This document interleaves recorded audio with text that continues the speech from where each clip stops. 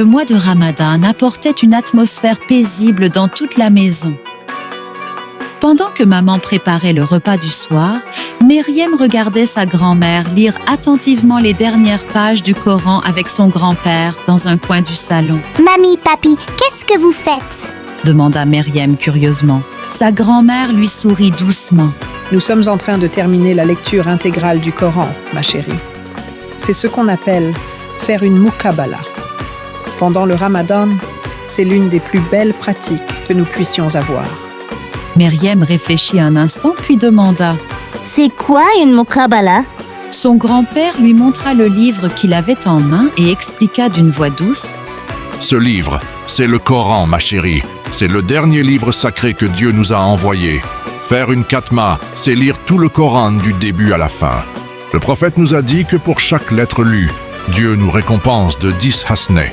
Et quand on achève une khatma, on fait une prière spéciale. Car à ce moment-là, Dieu accepte nos prières. Il peut nous donner ce qu'on demande tout de suite, ou bien plus tard, dans l'au-delà. » Sa grand-mère continua. « Et pendant le Ramadan, faire une lecture collective du Coran, c'est une muqabala. C'est une pratique qui remonte à notre saint prophète Mohammed, paix et bénédiction sur lui. Il se retrouvait tous les soirs du mois de Ramadan avec l'ange Djibril pour lire le Coran en intégralité et à tour de rôle. » Les yeux de Myriam s'illuminèrent d'enthousiasme.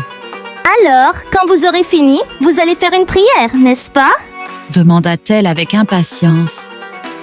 Sa grand-mère hocha la tête. « Oui, et si tu veux, tu peux prier avec nous. » Elles lurent ensemble les derniers versets, puis levèrent les mains et prièrent. La grand-mère demanda la paix, la santé et le bonheur pour sa famille et pour tous les croyants. Myriam ferma aussi les yeux et murmura une prière dans son cœur. Quand elles eurent terminé, Myriam regarda ses grands-parents et sourit. « Moi aussi, je veux apprendre à lire le Coran. Comme ça, je pourrai participer à la muqabala avec vous l'année prochaine. Vous pouvez m'apprendre ?» Son grand-père lui fit un grand sourire et répondit. « Bien sûr, ma chérie. » Le Ramadan n'était pas seulement un mois de jeûne, c'était aussi un moment pour prier et transmettre de belles traditions de génération en génération. Ce soir-là, une muqabala était terminée, mais pour Myriam, une nouvelle aventure commençait.